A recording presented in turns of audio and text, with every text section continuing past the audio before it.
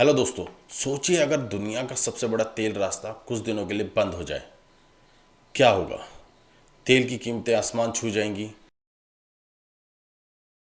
Share market गिर जाएगी और दुनिया की अर्थव्यवस्था पूरी तरह से हिल जाएगी। हाँ जी, आज हम बात करने वाले हैं स्ट्रेट ऑफ हॉर्मुज की, जिसे दुनिया की सबसे बड़ी ऑयल लाइफलाइन कहा जाता है, जिसका रास्ता दुनिया की अर्थव्यवस्था के लिए बहुत ज़रूरी माना जाता है। आज हम इसी के बारे में बात आज हम सबसे पहले बात करेंगे straight of Hormuz. Straight of Hormuz है क्या? स्ट्रेट ऑफ हॉर्मुज एक समुद्री संकरा रास्ता है जो पर्शियन गल्फ और अरेबियन सी को आपस में जोड़ता है। स्ट्रेट ऑफ हॉर्मुज का जो कई जगह पे आप चौड़ाई देखेंगे तो सिर्फ 33 किलोमीटर है, जो कि समुद्र के हिसाब से बहुत कम है कई जगह पे अगर देखा जाए तो। दूसरी बात, यहाँ से लगभग जो पूरी सप्लाई चेन है उसका लगभग 20% की सप्लाई अकेले यहाँ से गुजरती है।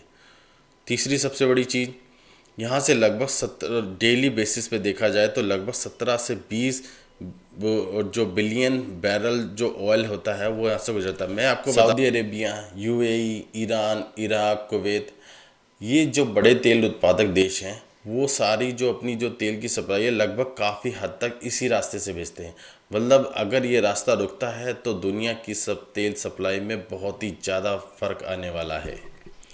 अब बात करते हैं कि ऑयल बिजनेस पे इसका क्या असर पड़ेगा अगर स्ट्रेट ऑफ हॉर्मुज रास्ता बंद होता है या किसी तरह से इस पर कोई दिक्कत आती है। तो ऑयल बिजनेस जो है पूरी तरह से शिपिंग पे निर्भर करता है, यानी लॉजिस्टिक पे निर्भर करता है, क्योंकि ऑयल सिर्फ निकालना काफ़ी नहीं है, उसको पूरे देश में बेचना ही पड़ता है। बेचने के लिए लॉजिस्टिक का इस्तेमाल करना पड़ता है। ऑयल टैंकर और इंश्योरेंस की जो कॉस्ट बढ़ेगी, शिपिंग डिले होंगे और जो ऑयल सप्लाई है वो कम हो जाएगी और जो इससे क्रूड ऑयल प्राइस हैं वो बढ़ जाएंगे। अब जब ऑयल टैंकर्स और इंश्योरेंस की कॉस्ट में इसका क्या फ़र्क पड़ेगा? जब ऑयल टैंकर्स वहाँ से गुजरेंगे तो जब रास्ता बंद होगा या उस पर कोई दिक्कत आएगी तो ऑयल टैंकर जो जो टैंकर कॉस्ट है वो ऑब्वियसली बढ़ेगी, क्योंकि या तो लंबे रास्ते लेंगे या फिर उसको सुरक्षा के लिए और वहाँ पे इस पर गार्ड्स बनाने पड़ेंगे या कोई भी बोट उसको वहाँ पे किसी तरह की सेफ्टी प्रोवाइड करेगी, जिससे क्या है ना उस ऑयल की कॉस्टिंग बढ़ेगी वहाँ से लॉजिस्टिक में। दूसरी बात, शिपिंग डिले होंगे, क्योंकि अगर वो उस रास्ते से जो नॉर्मल रास्ता जो स्ट्रेट ऑफ हॉर्मुज का रास्ता है वो सबके लिए एक बेटर रास्ता है, वो छोटा भी रास्ता है और जिससे सप्लाई है टाइम पे हो जाती है और इसके लिए कॉस्ट भी बच जाती है।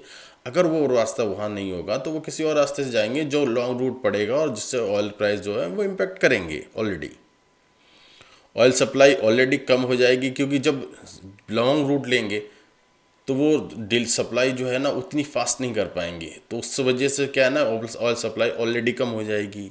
क्योंकि जहाँ वो इस रास्ते से अगर 5 सप्लाई निकालते थे, 5 सप्लाइयाँ गुजरती थी, तो किसी और रास्ते से सिर्फ 2 या 3 ही जा पाएंगी।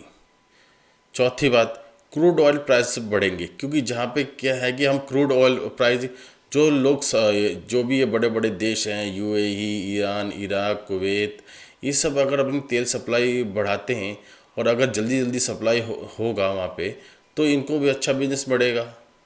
लेकिन अगर ये सप्लाई डिले होगी, वो इतना ही मिलेगा, तो फिर ये क्रूड ऑयल के प्राइस ऑटोमेटिक बढ़ने ही हैं। और अगर इसमें ना इतिहास बताता है कि सिर्फ तनाव से ही ऑयल में जो है ना जो प्राइस है इसके 5 से 10% तो सिर्फ तनाव का संकेत सुनते ही उछल जाते हैं इसके प्राइस। और इस वजह से ये जो ऑयल जो इंडस्ट्री है, जो भी ये देश है या फिर जो भी ये कंपनियां इसमें, तो इनके लिए दो तरह की अपॉर्चुनिटी बन जाए। एक तो ये रिस्क प्लस अपॉर्चुनिटी बन जाता है इनके लिए, क्योंकि तेल बेचना अब इनके लिए उतना रिस्की भी हो जाता है, लेकिन ये अब उस तेल को और महंगा करके बेच सकते हैं, तो ये इनके लिए एक तरह से देखा जाए तो अपॉर्चुनिटी भी है ये।